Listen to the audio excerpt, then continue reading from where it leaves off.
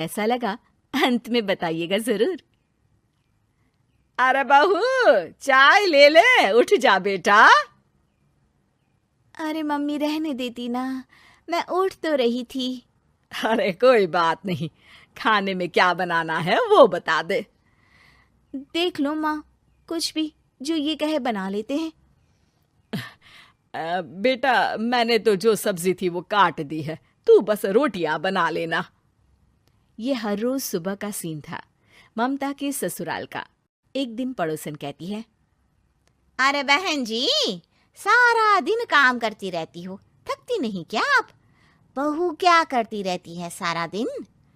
अरे वो भी कुछ ना कुछ करती ही रहती होगी। अब इतनी भी बूढ़ी तो नहीं हूं मैं जो बैठ जाऊं कि सामने काम पड़ा है और मैं बैठी रहूं। अरे लेकिन बहू की तो आदत खराब हो जाएगी जब सारा काम आप ही कर दोगी। अरे ठीक है ना, कम उम्र में हमारी भी शादी हुई थी। अब आजकल के पढ़ने लिखने वाले बच्चों को सारी जिम्मेदारी लेने में भी तो वक्त लगता है। बहू है तो क्या हुआ, मेरी बेटी की उम्र की ही है ना। एक उसे भी देख लो, चाय बनाने के सिवा आता ही क्या है। ममता से सारी बात करती है। हाँ, मम्मी जी ही ज्यादा काम करती हैं, इसमें कोई दो राय नहीं है। लेकिन मैं भी क्या करूं, ऑफिस और घर के बीच जो वक्त मिलता है उसी में काम कर लेते हैं, है ना। दिन बीत रहे थे। सास बहू के बीच की बॉन्डिंग अच्छी थी, लेकिन जब बहू माँ बनती है तो जो थोड़ा बहुत काम किया करती थी वो भी छोड़ देती है। बहू, ये ले, तेरे लिए बनाया है। इसको खाने से बच्चा और तू दोनों स्वस्थ रहेंगे। ठीक है माँ जी। माँ जी, वो बच्चे के लिए गद्दे जो सूख रहे हैं ना छत पर, जरा ले आइए ना। तभी वहां पति आ जाता है। अरे माँ रुको, मैं ले आता हूँ, तुम मेरा खाना लगा दो। माँ किचन में चली जाती है। पता है, बगल वाली डॉली है ना, वो लोग हमारी साइड के हैं। उसकी सास ने तो उसकी हड्डियों को मजबूत करने वाले लड्डू बनाए हैं। उसे भी बच्चा हुआ है ना।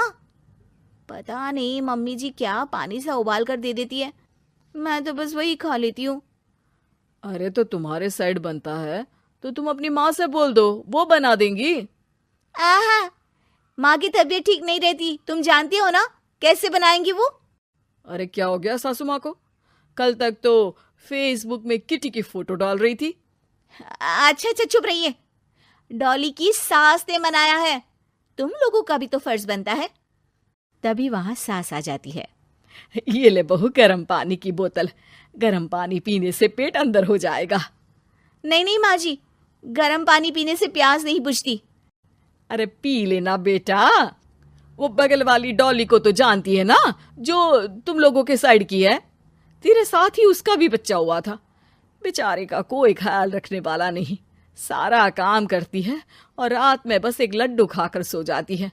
पेट तो लटक ही गया है और बच्चा तो कितना कमजोर सा है उसका। अच्छा माँ, क्या बात है, डॉली की ये हाल है? क्यों मैडम, क्या कहना है आपका? अब पता है मुझे, किसी के पास मेरी सास की तरह सास थोड़ी ना है। नहीं नहीं बेटा, ऐसा नहीं है। मेरे लिए तो तुम सभी मेरे बच्चे जैसे ही हो।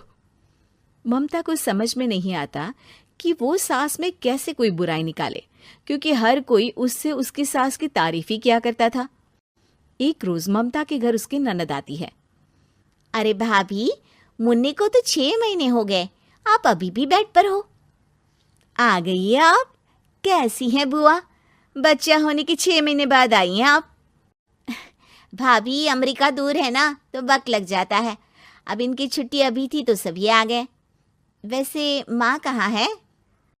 थकी हारी सास बेटी को देखकर खुश हो जाती है। माँ, इस बार तेरा वीजा तैयार है, मेरे साथ चलने को तैयार रहना।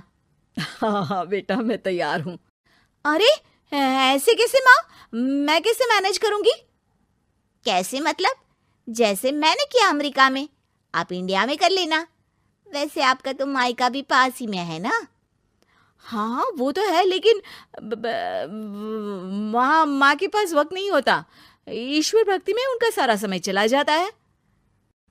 भाभी, बेटी परेशान हो तो माँ का ध्यान आरती में कैसे लग सकता है? समझ में ही नहीं आता। वैसे भी अब माँ को मैं अपने साथ ले जा रही हूँ।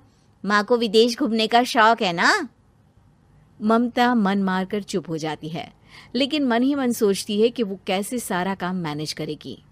पति का खाना, नाश्ता, मुन्ने को नहलाना धुलाना, फिर रात भर इसके लिए दूध तैयार करना। माँ तो सारा काम करती थी। हे भगवान, ना भाई ना। क्या हुआ भाभी? क्या सोचकर ना भी ना कर रही हो? अरे कुछ नहीं, बस बच्चे के बाद से ही कमज़ोरी ज़्यादा हो गई है ना, तो अचानक से बड़बड़ाने लगती हूँ मैं। अगले दिन ममता अपनी माँ को फ़ोन करती है। राधे राधे। माँ मैं क्या करूँ, मेरी सास तो अमेरिका जा रही है बेटी के पास। अब घर का सारा काम, बच्चा, सब कैसे मैनेज करूँगी। तू आ जाना माँ कुछ महीनों के लिए मेरे पास। अरे ना ना ममता, मेरे बस की बात नहीं है काम धाम। अरे तू तो जानती है ना, मैंने तो तेरे भाई की शादी भी गरीब गांव की लड़की से इसीलिए ही की थी कि वो चुपचाप घर का सारा काम करे। वैसे भी अब तो आदत भी नहीं रही मेरी काम करने की। ममता को माँ पर बहुत गुस्सा आता है। ठीक है माँ, देख लूंगी मैं, लेकिन मेरी मुसीबत के वक्त आप मेरा साथ नहीं दे रही है, अब भूल जाना मुझे। ममता गुस्से में आकर फोन रख देती है और रोने लगती है, लेकिन बेचारी करे भी तो क्या। अब सास और ननद दोनों घर का काम करते, नेहा आराम करती, लेकिन अब आराम में भी उसे चिंता रहती। और फिर वो दिन भी आ जाता है जब ननद का जाने का वक्त आ जाता है। भाभी मैं जा रही हूँ, अपना और मुन्ने का ख्याल रखना। ममता सास को देखती है और गले लगकर रोने लगती है। माँ जल्दी आ जाना। सास मुस्कुराकर कहती है, कहाँ से ममता, मैं कहीं नहीं जा रही। मैंने देखा कि मेरे जाने की बात से ही तू परेशान हो गई थी, इसीलिए मैंने अपना जाना कैंसिल कर दिया है। तू चिंता ना कर, मैं तेरे साथ ही रहूंगी। ममता को अपनी माँ की बात याद आती है कि कैसे उसके कहने पर भी ममता की परेशानी को समझने की बजाय उसने मना कर दिया, जबकि सास ने बिना कुछ कहे बहू की समस्या पढ़ ली।